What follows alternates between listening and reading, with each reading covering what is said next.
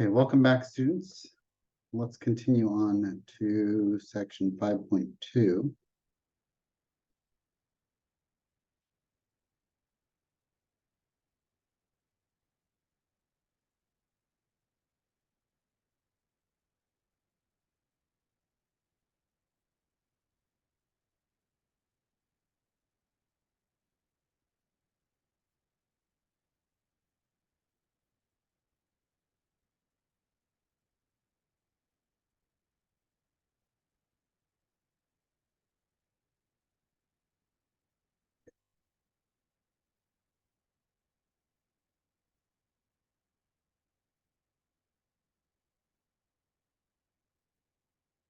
Okay, 5.2 is on orthogonal sets of vectors.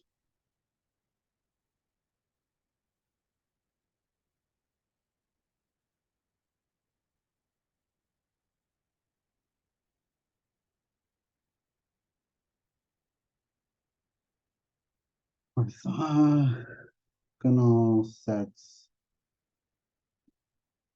of vectors. Okay, so definition.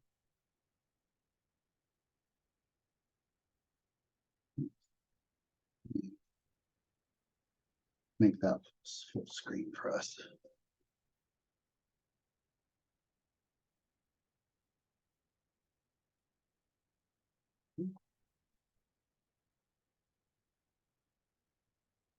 Okay. Definition. Let V be an inner product space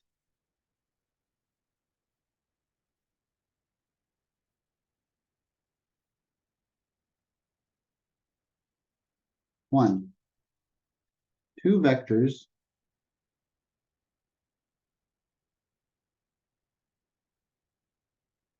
U and V. And I'm not going to put the vector notation on top of them. I'm already saying that they're vectors. So I noticed in the last section, the vector notation got a little sloppy and I had a hard time erasing. So just know that if it's U and V, they're vectors. We're talking about vectors. Okay. U and V in vector space V are said to be orthogonal.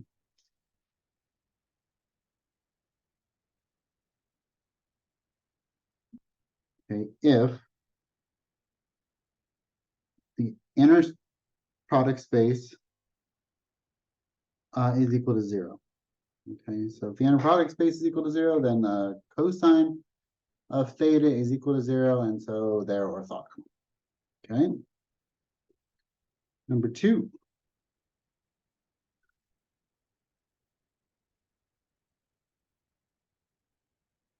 Okay, a set of non-zero vectors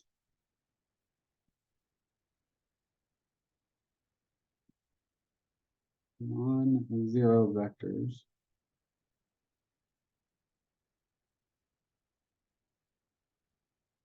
v1, v2 to vk in V, okay, in vector space V, is called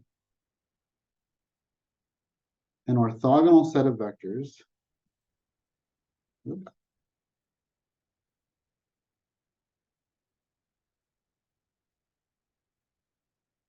Set of vectors if vi, vj, so any vectors ij, when I do the inner product, they equal 0. So v1 to v2, v2 to v3, v3 with v4, v1 with v4. You have to check all of the combinations.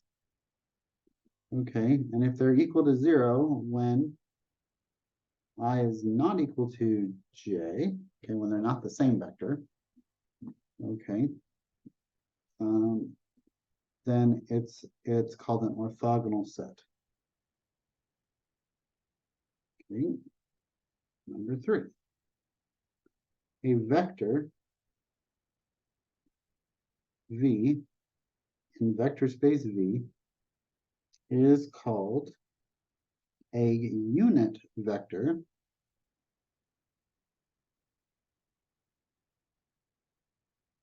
if the magnitude of V, or the norm, I guess I should say, if the norm of V is equal to 1, okay, then it's a unit vector. Okay, and number 4, an orthogonal set of unit vectors is called, okay, so an orthogonal set of unit vectors, so now they're all of length 1, is called an orthonormal set. So we're just getting more and more specific here. We're saying, look, we have orthogonal vectors, okay, and then we have orthogonal set of vectors, and then if all of these are unit vectors, then they're an orthonormal set.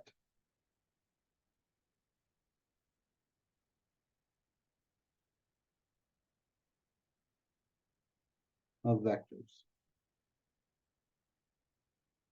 Orthonormal set of vectors. Okay, that is that VI for VIJ, VIVJ, okay, the inner product of VIJ implies that VIJ equals 0 whenever I is not equal to J, whenever they're not the same. But, sorry about that. But when VI is and VI are the same, when I have the same inner product space, that would be the square root of the inner product space of this, which would be the norm, but the norm is going to be 1, and so I don't really need to put the square root. I just know that this is the norm without the square root, but that's 1. So if that's 1, then the norm is 1, right? Because that's just the square root of VI times VI. Okay, and so the norm would be 1, or the inner product space of a vector and itself is 1. Okay, the norm is 1. Okay, so let's do the following example. Okay, verify. Oops. Verify that -2, 1, 3, 0, 0, -3, 1, -6, and -2, -4, 0, and 2 is an orthogonal set. Okay, so is this an orthogonal set? Verify that. Okay, and use it to construct an orthonormal set. Okay, so we just want to create a bunch of unit vectors. Okay, if it is an orthogonal set. So let's verify that this is an orthogonal set, and then we can get some unit vectors to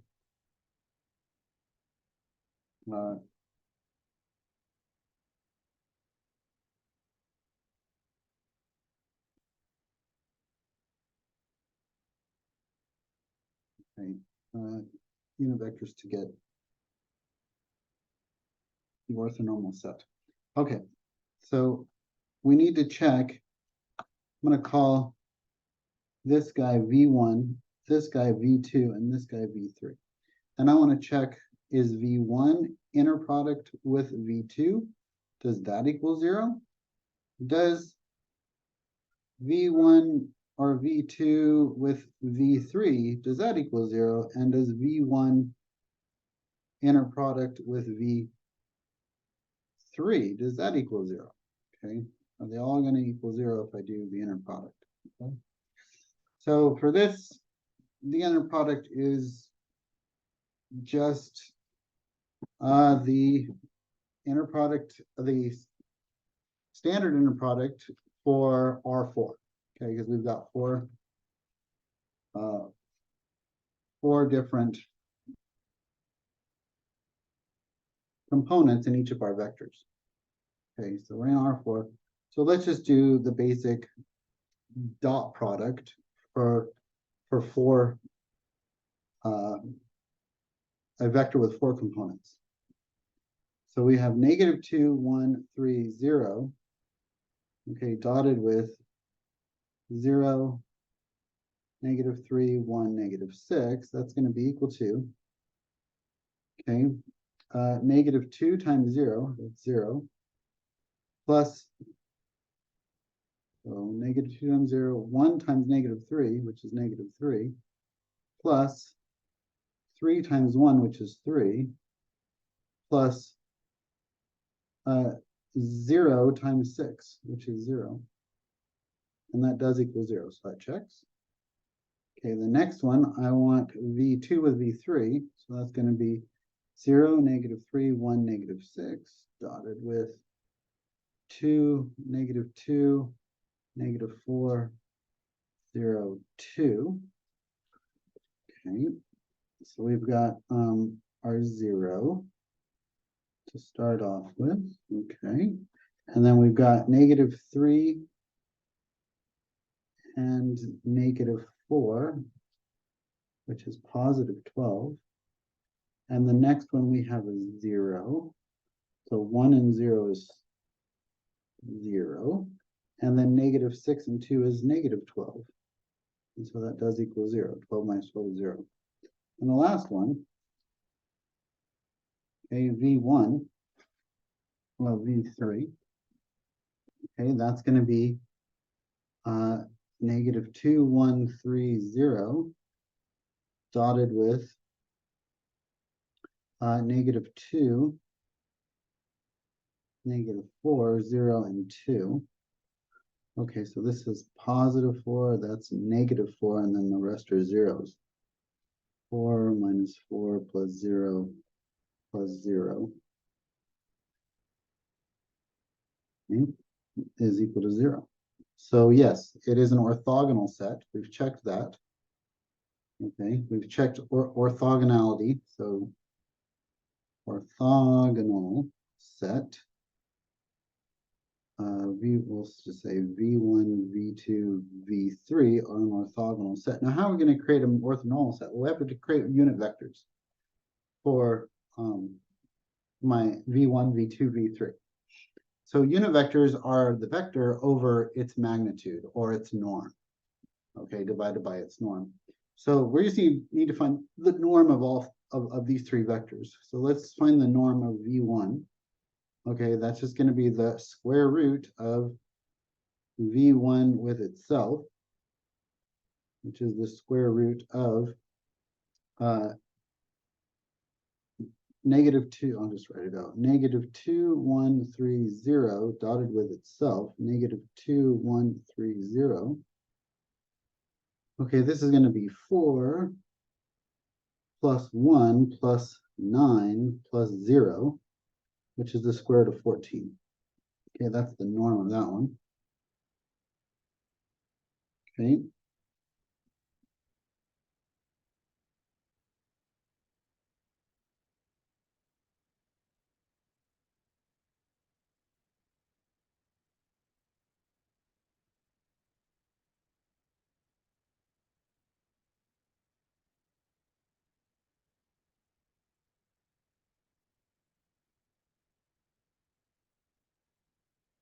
Okay, and then V2, the norm of V2 is going to be equal to the same thing, but now with V2. which is going to be equal to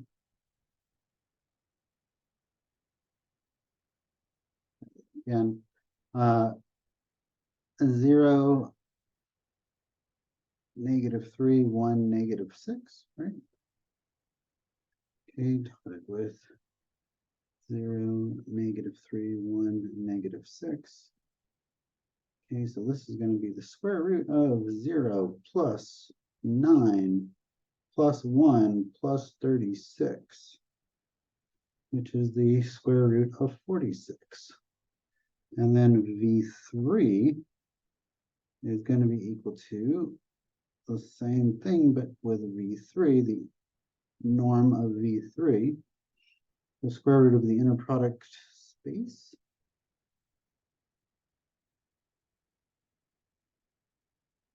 Okay, and then this one is going to be, the face is kind of covering it, -2, -402, right? -2, oops.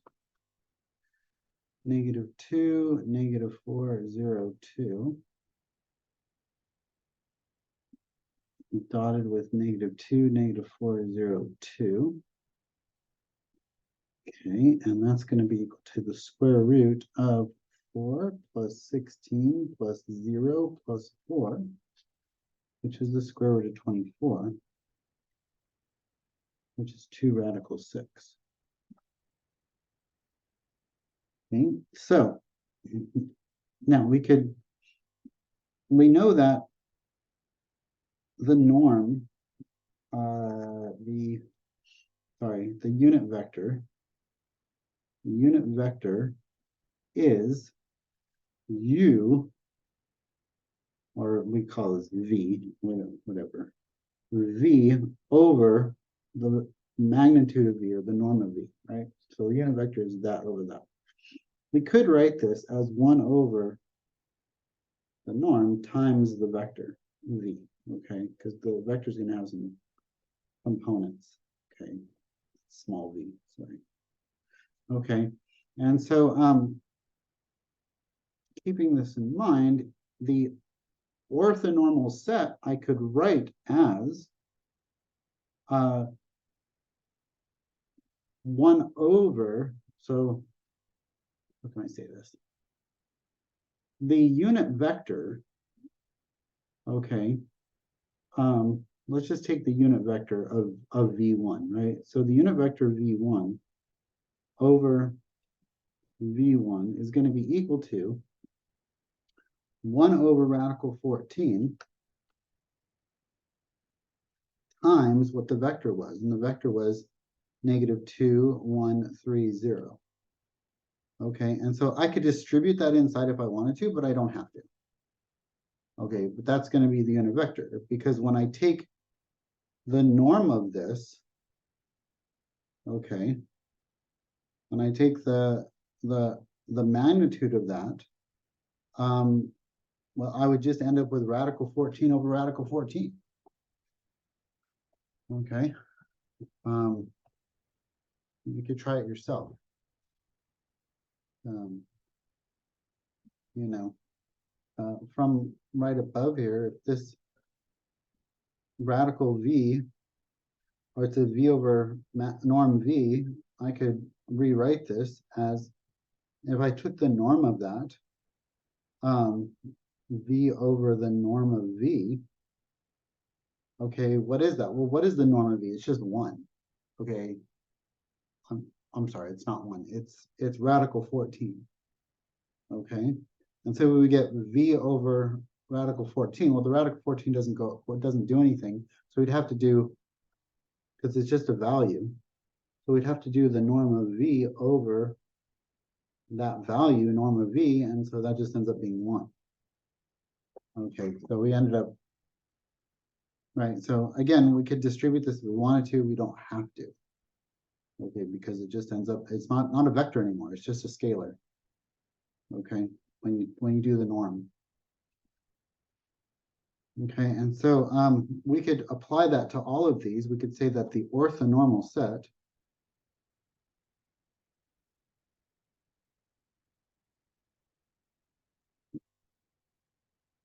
Okay, the orthonormal set is, okay, 1 over radical 14 times negative 2, 1, 3, 0. Okay, the next one would be 1 over radical 46 times negative 0, negative 3, 1, and negative 6. Gosh, I'm so sloppy right now. 1 and negative 6. And then 1 over 2 radical 6 times negative 2, negative 4, 0, and 2. Okay, and what we would see is we would see two things happen here. One, all of them are orthogonal. If I was to dot product any of those two with any of them, they would be 0. Okay. The other thing that we do note is that they are all unit vectors. Okay, they all have a magnitude of 1, or their norm is 1. Okay, so they're all unit vectors and they're all orthogonal. And so this is a orthonormal set. And you could verify that if you wanted to. Again, you could check that. Okay. We're not gonna spend the time to check that.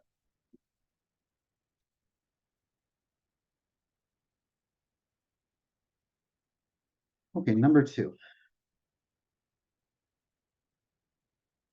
Verify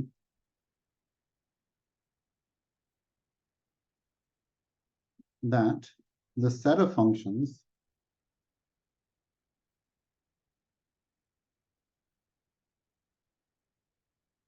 one sine x cosine x is orthogonal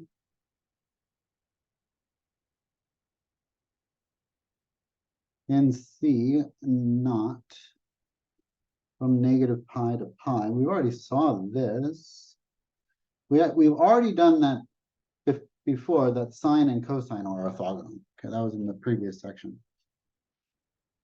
Okay, we talked about the properties of inner products, and that was example 3. We found that sine and cosine are, in fact, orthogonal. Okay, but now let's check against 1 in sine and 1 in cosine. Let's see what we have with those. Okay. Okay, so verify that this is orthogonal in this C naught from negative pi to pi. Okay, based on the inner product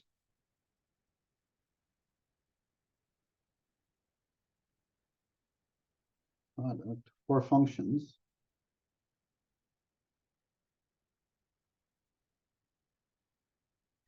and find an orthonormal set. Okay, so verify that these are, okay, so again, what was the inner product for functions? It was the integral from a to b of f of x g of x dx. Okay, so again, we've already seen that the sine of x and cosine of x, okay, the inner product of that from negative pi to pi, okay, sine x cosine x dx, that does equal 0. And all we did was a u sub on this. U is equal to sine x, du is equal to cosine x, and we ended up with u du, right? And then that just becomes u squared over 2. I'm going to go back to my u, which is sine x, and then put in my original limits of integration. And that just becomes 0.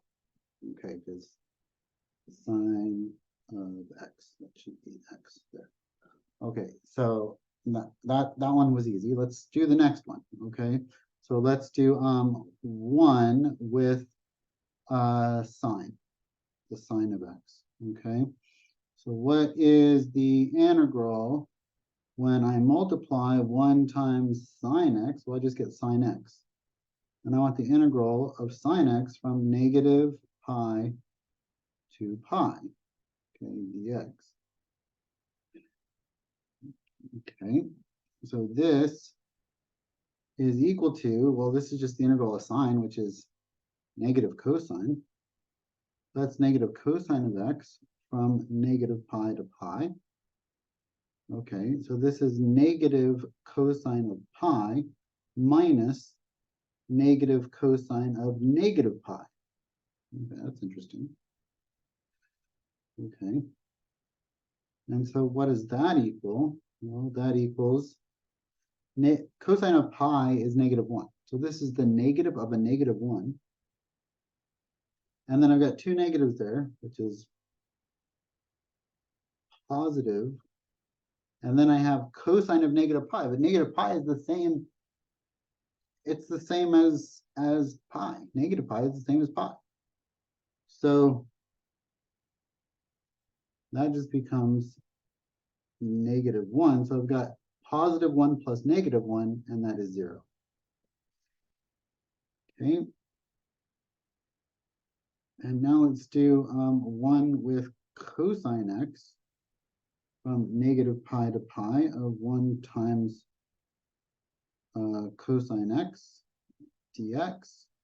That's just going to be equal to now sine x from negative pi to pi, and you plug in the pi's, you get 0. This is very simple. It just becomes 0 minus 0, which is 0. Check.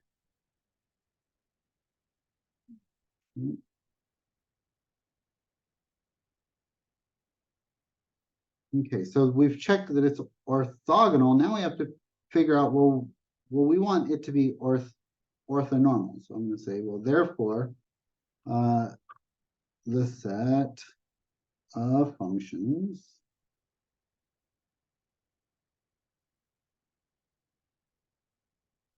is orthogonal. Okay, but what do we need for orthonormal? Well, we need to make them unit vectors. So we need to figure out, well, okay, what are these things inner product with themselves? So first thing we can do is the easy one, okay, which is the inner product of 1 with itself. Okay, square rooted, that's going to be the norm, okay, of 1, which is kind of a weird thing to say. What's the norm of 1? Well, it's the integral from negative pi to pi of 1 squared dx. Okay. And so this is equal to, okay, the integral, sorry, that this becomes x from negative pi to pi. So this becomes pi minus negative pi. Okay, and again, there's a square root here over all of this. And so this just becomes 2 pi. So this is the square root of 2 pi. 2 pi.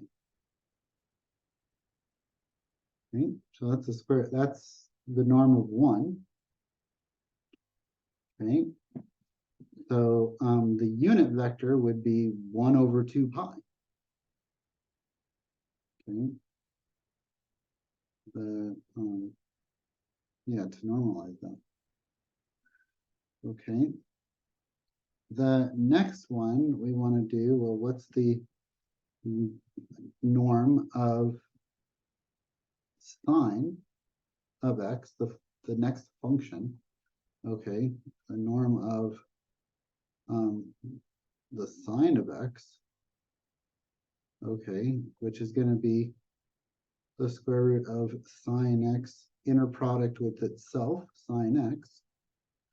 So this is going to be the square root of sine squared integral from negative pi to pi of sine squared x dx. Okay, so we're going to have to use a half angle identity on this.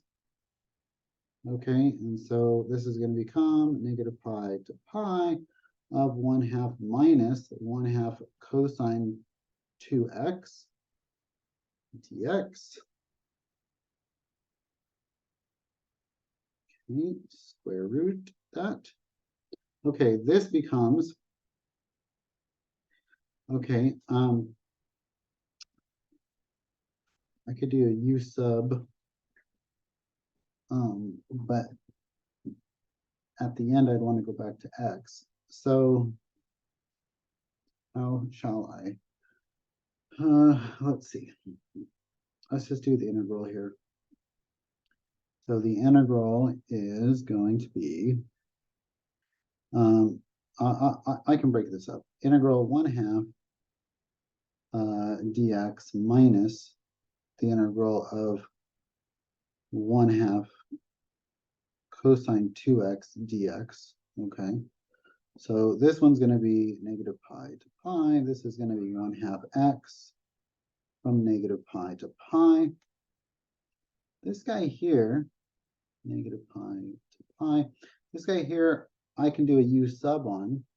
U is equal to 2x, so du is equal to dx divided by 2. I get dx to be equal to du over 2.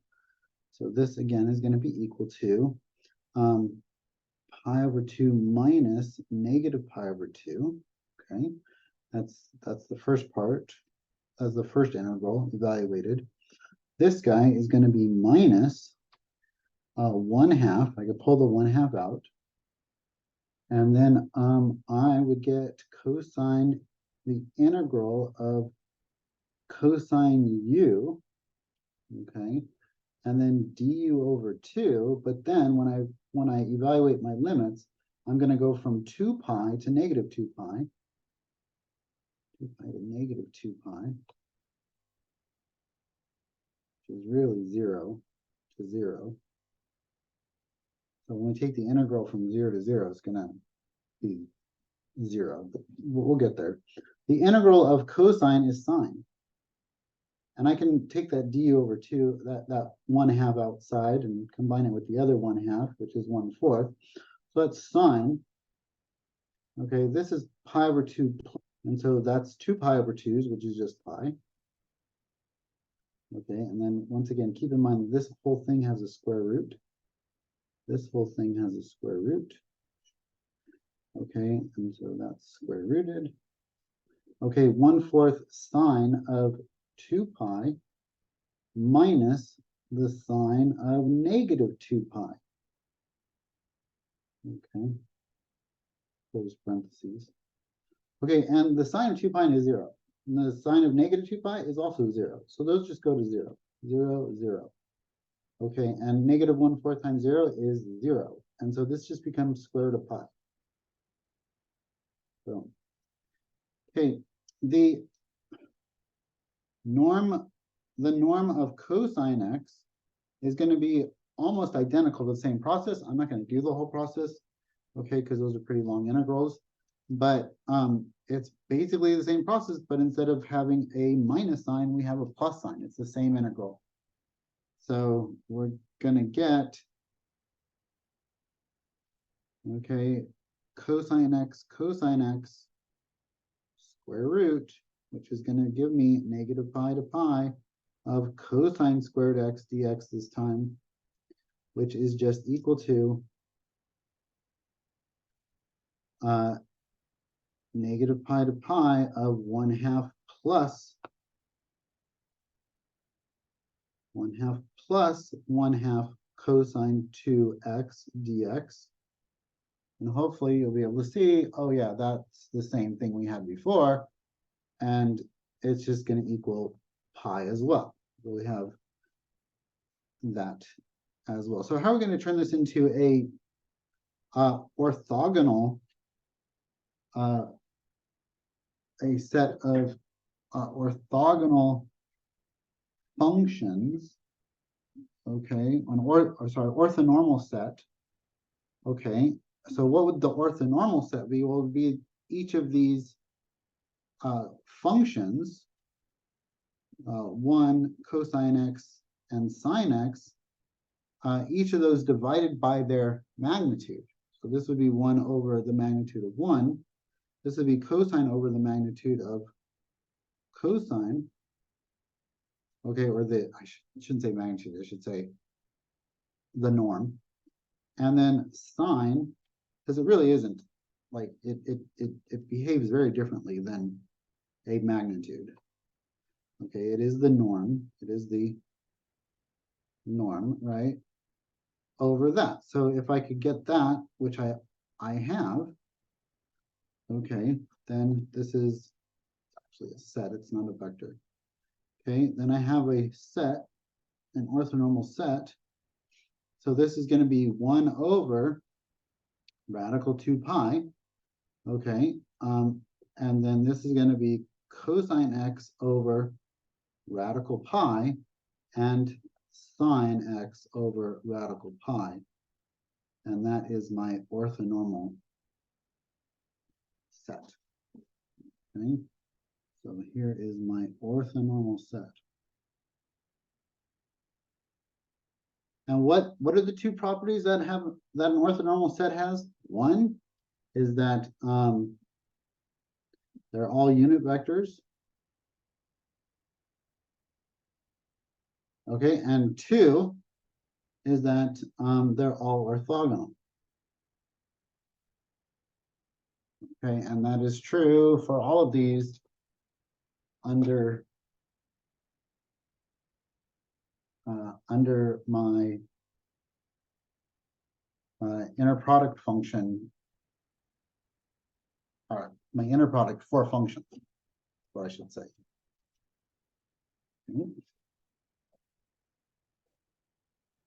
Okay, definition. Let's do a theorem first.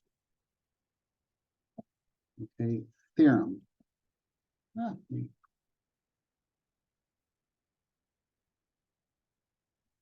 Okay, theorem, if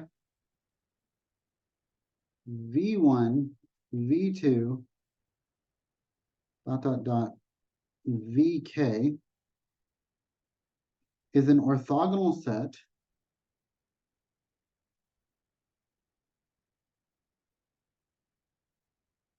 of non-zero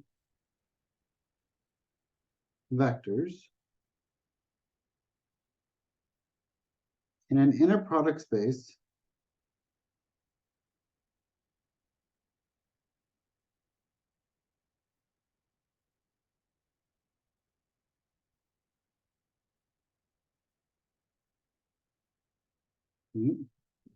one vector, two vector, three. Okay, non-zero vectors in an inner product space V, then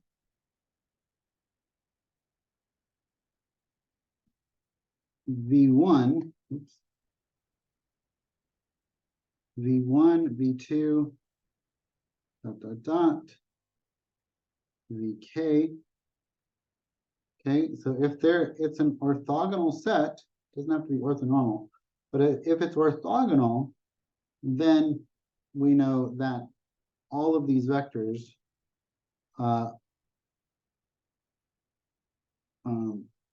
then that orthogonal set is linearly independent.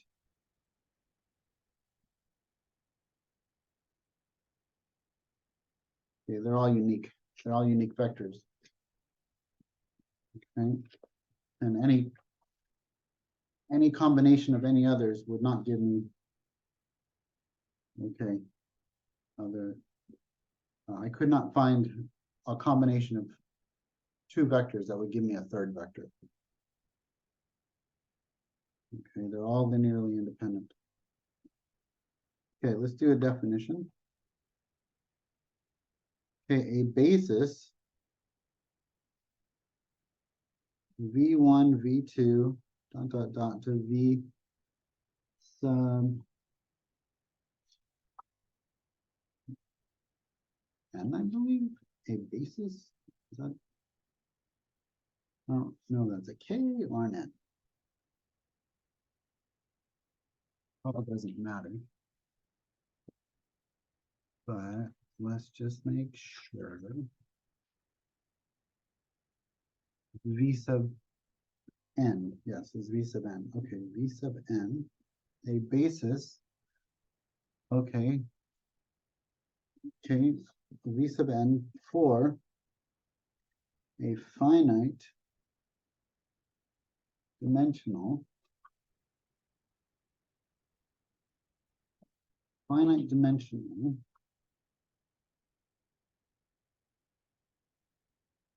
inner product space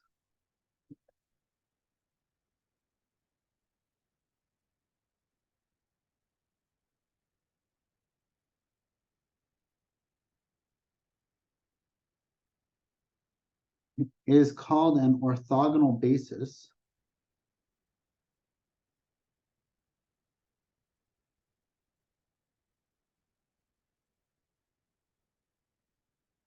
if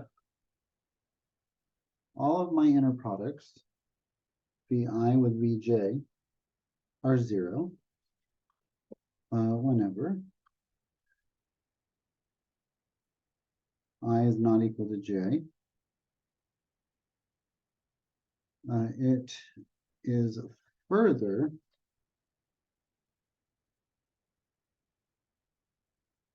called an orthonormal basis if Vi Vj, whenever the inner product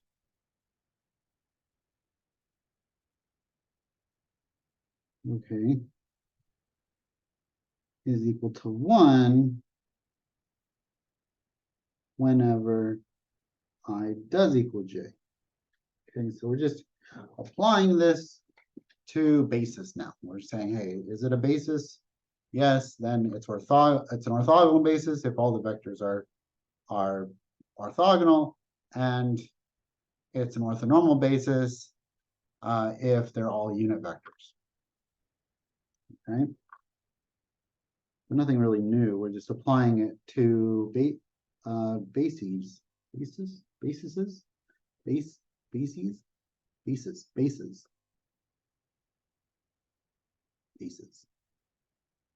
Yeah.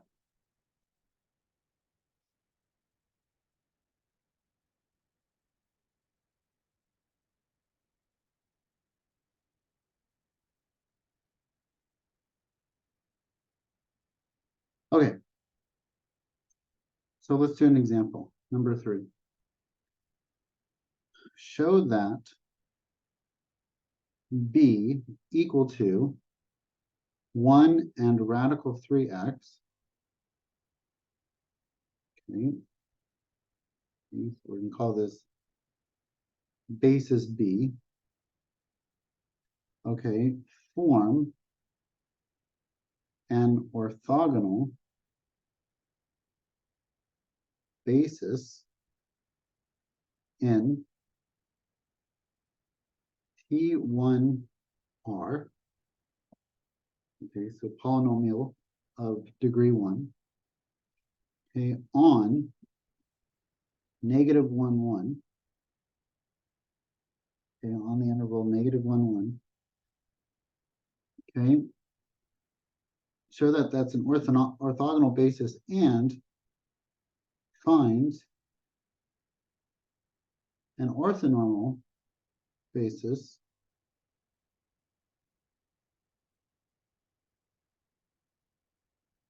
an orthonormal basis of B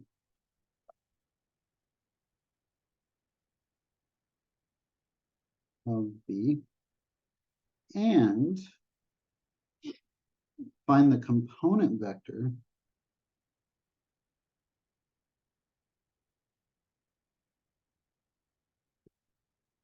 okay, of Q equaling 1 plus X. relative to B.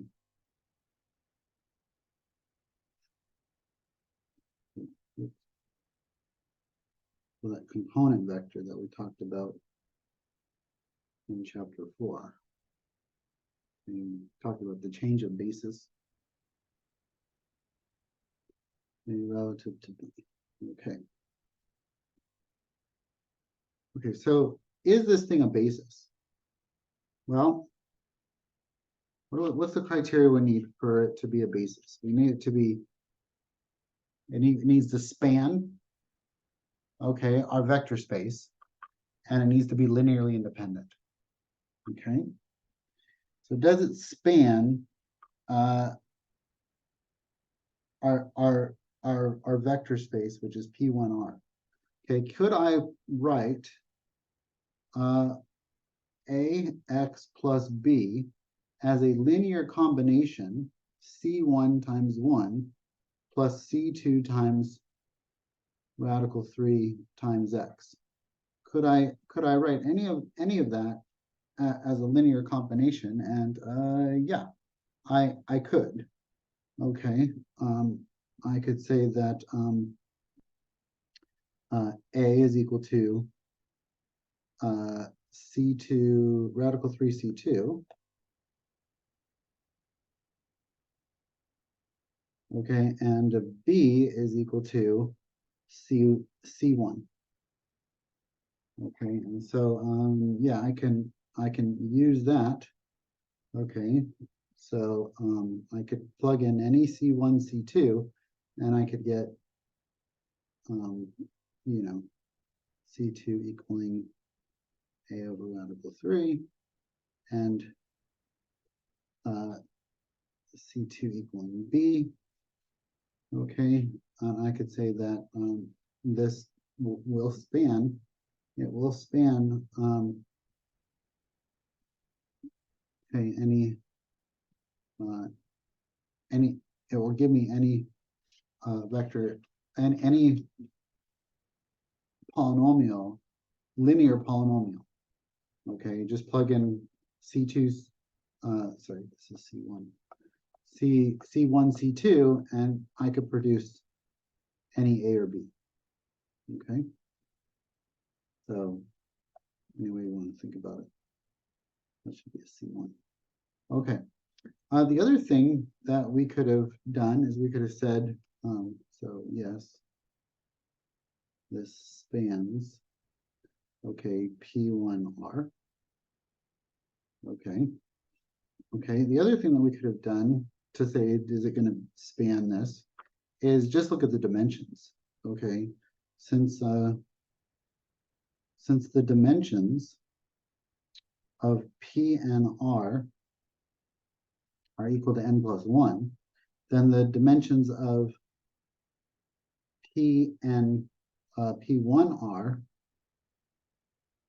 are equal to 2. And as long as I have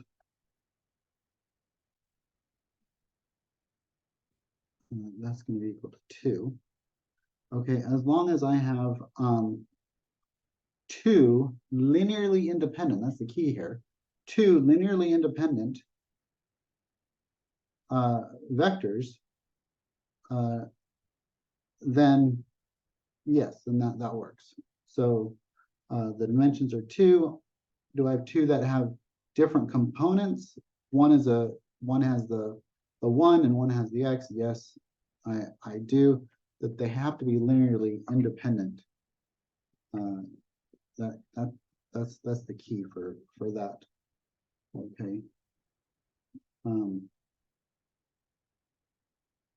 Yeah, and we could see that they are linearly independent because there's no way I could multiply one of them and get the other.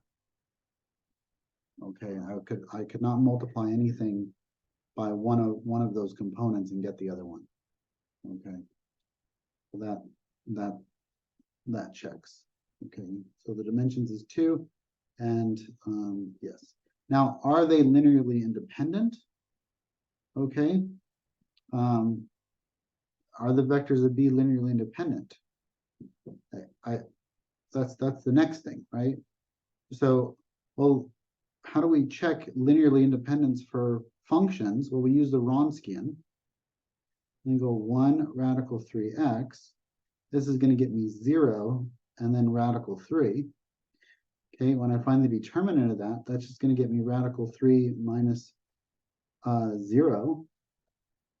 Okay, when I just do my cross here.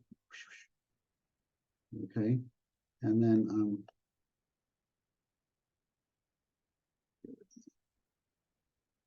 okay, 1 times radical 3 is radical 3, and I'll just plug that in there. And then 0 times radical 3x, radical 3 times x, that is also, that's 0.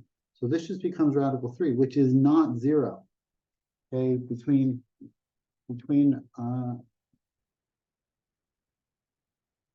okay, it's not 0 in the interval that I'm looking for. It's radical 3.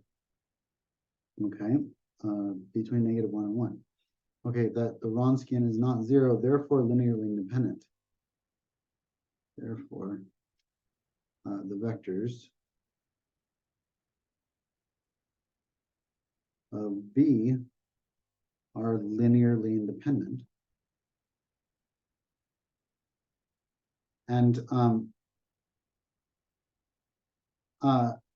since they're linearly independent and the dimension, and I have 2 of them,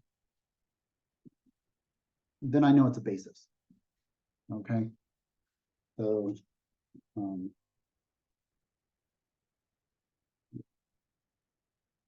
okay, and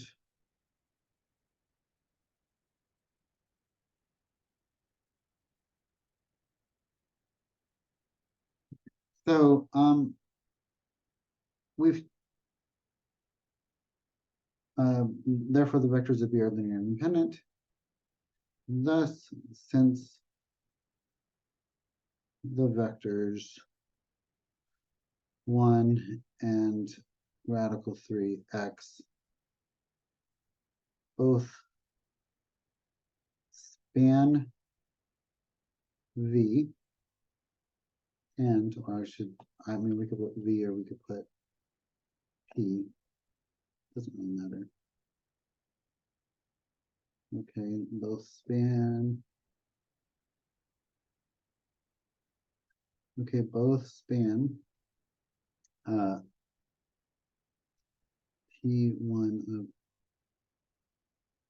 of P1 of R.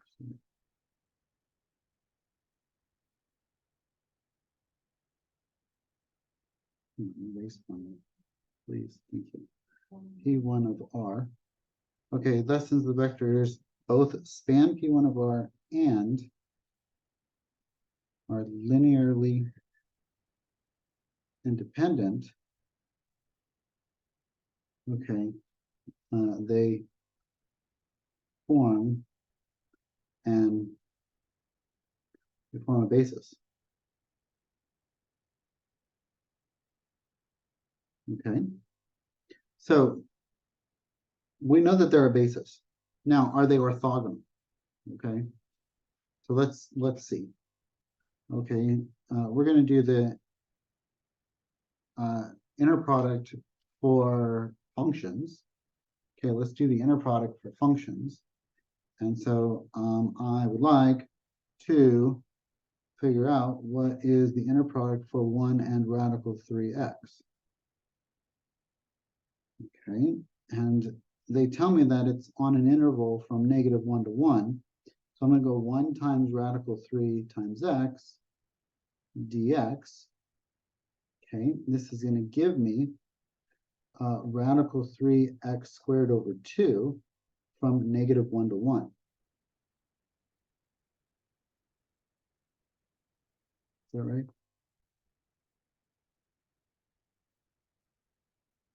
Yes. Okay, which is equal to radical 3 over 2 minus radical 3 over 2 when I plug in the positive one, and that just becomes 0. So that is orthogonal.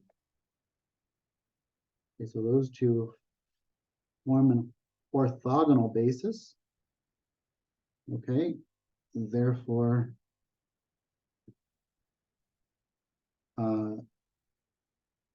they form an orthogonal. Not only is it a basis, but it's an orthogonal.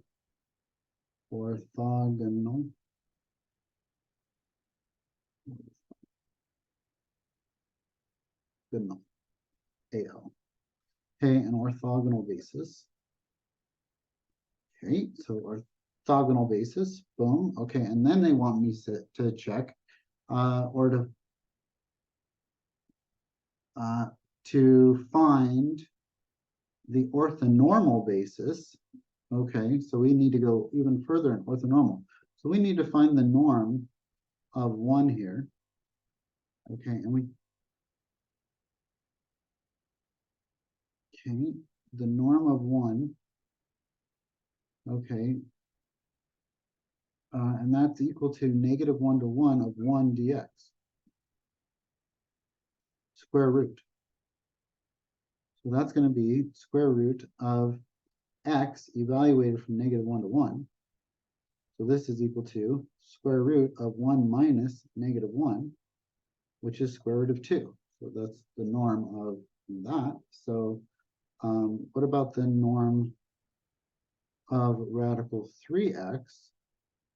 So that's going to equal the square root from -1 to 1 of radical 3x. Is that squared? Yeah, it's squared. I'm sorry, that was squared. And that's squared. Okay, yeah, squared, because I'm multiplying it by itself times itself. Okay, and so this is equal to 3x squared, -1 to 1, which is just equal to x cubed evaluated from -1 to 1, which is going to be, again, 2. Okay, this is 1 cubed minus -1 cubed, which is just radical 2. That's kind of cool. So what's my orthonormal basis? Well, my orthonormal basis is just each of these divided by radical 2. So I have 1 over radical 2 and radical 3x over radical 2. Okay, I could simplify that. That would be radical 2 over 2. And this would be radical 6 over 2. Yeah, so this is radical 6x over 2. Okay, so there's an orthonormal basis. So each of those is a unit vector, and they're orthogonal. Okay, so this is my orthonormal basis. Okay. That's the second thing that they're asking me for, is its orthonormal basis. One orthonormal basis. Not only is it a basis, not only is it orthogonal, but now it's orthonormal. Okay.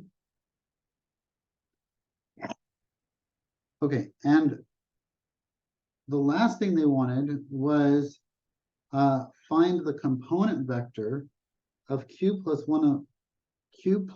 equals 1 plus x, q equals 1 plus x.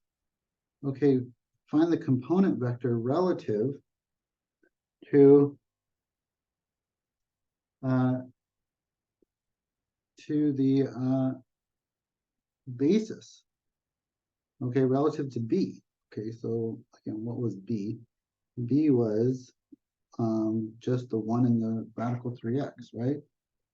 So I'll do C1 times 1 plus C2 times radical 3x. Okay, and this is going to tell me that C1, okay, is equal to 1, because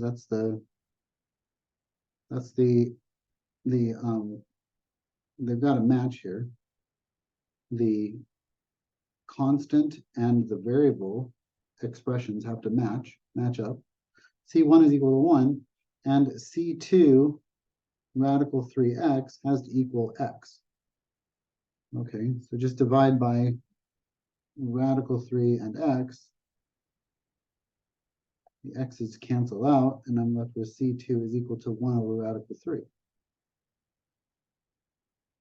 Okay, or radical 3 over 3. Okay, and so what would be my component vector? Okay, it would be v, okay, relative to basis b is equal to the component vector of b, of basis, of v in terms of base b, right? Because remember, base b was 1 and radical 3x. Okay, so v, the vector q, I should really probably just do q here instead of v. Q in terms of b is equal to 1 and radical 3 over 3. Okay, that's the component. Okay, of that. Okay, and that's 5.2. I will see you in the next section.